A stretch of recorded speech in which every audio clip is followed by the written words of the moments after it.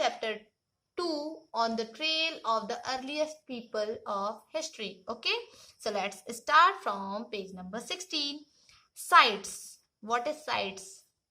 हम पिछले वीडियो में भी हमने देखा कि उन जगहों को हम साइट कहते थे जहां पर हंटर गैदरर्स रुकते थे या टूल्स वगैरह बनाते थे, है ना। तो ऐसे कुछ साइट्स हमको कहाँ मिले हैं?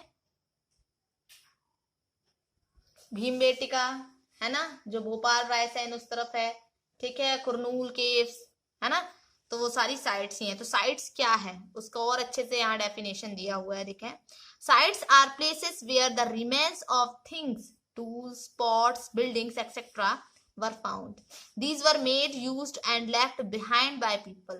These may be found on the surface of the earth, buried under the earth, or sometimes even underwater. You will learn more about different sites in later chapters. Okay?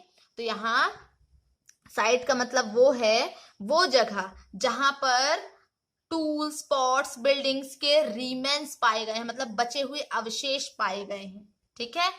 और वो लोगों के द्वारा, जो पहले के अर्लीस्ट पीपल थे, है ना, उन लोगों के द्वारा बनाए गए, यूज कर किए गए और वहीं छोड़ दिए गए, ठीक है। तो वो जगह जहां पर ये सारी चीजें पाई गई, है ना, अर्लीस्ट पीपल की, तो वो जगह साइट कहलाई, ठीक है। अब वो अर्थ के सरफेस पर भी मिल सकती हैं वो चीजें, ठीक है। अर्थ के अंदर भी हमें दबी हुई मिल सकती हैं और कई बार पानी के अंदर भी मिलती हैं, ठीक है। तो आप ऐसे ही डिफरेंट साइट्स के बारे में आगे के चैप्टर्स में और पढ़ेंगे, ठीक है। Now making stone tools. Stone tools were probably made using two different techniques. The first is called stone on stone. Here the pebble from which the tool was to be made, also called the core, was held in one hand. Another stone which was used as a hammer was held in the other hand. The second stone was used to strike off flakes from the first till the required shape was obtained. Second, pressure flaking. Here the core was placed on a firm surface. The hammer stone was used on a piece of bone or stone that was placed on the core to remove flakes that could be shaped into tools. Hammer का मतलब होता है हथौड़ी, core मतलब होता है मुख्य भाग, ठीक है, जहां पर हमको चोट करनी होती है ना।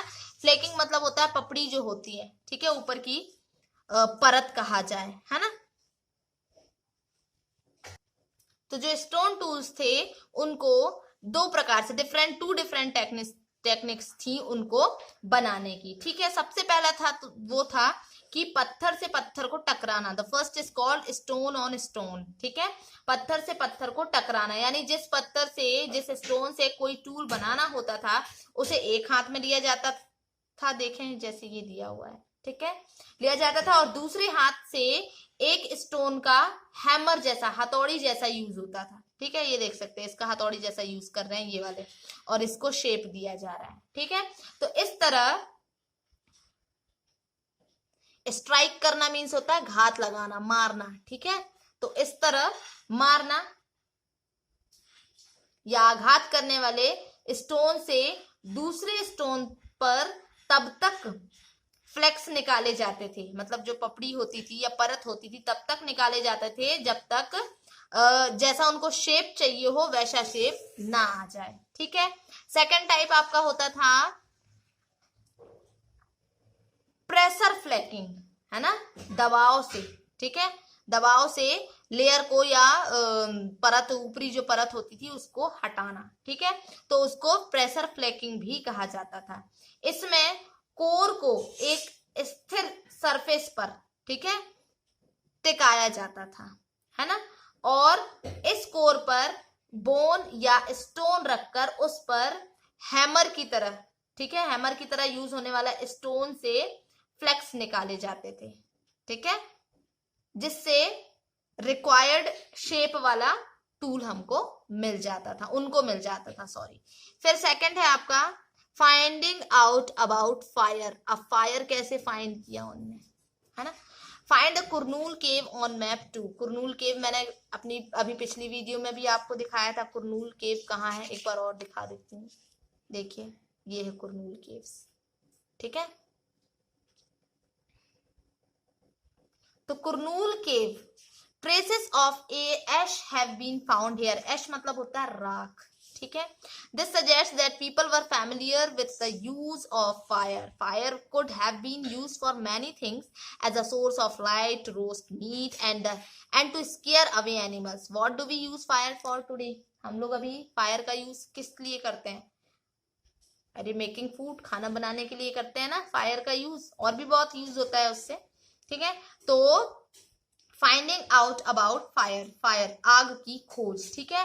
तो कुरनूल केव्स जो है यहाँ पर ऐश पाई गई है, ठीक है। Trace of ash have been found here, राख के अवशेष मिले हैं। इसका मतलब ये है कि जो अर्लीस्ट पीपल रहे होंगे, ठीक है, वो आग जलाना सीख गए थे और फायर का यूज कई कामों के लिए, है ना, बहुत सारे वर्क्स के लिए उन लोगों ने किया होगा, जैसे लाइट के लिए, है ना, मीट रोस्ट करने के लिए मतलब मांस को भूंजने के लिए, और जो स्केयर अवे एनिमल्स मतलब एनिमल्स को डराकर दूर भगाने के लिए, ठीक है, खतरनाक जो जानवर होते थे उन लोगों को दूर भगाने के लिए।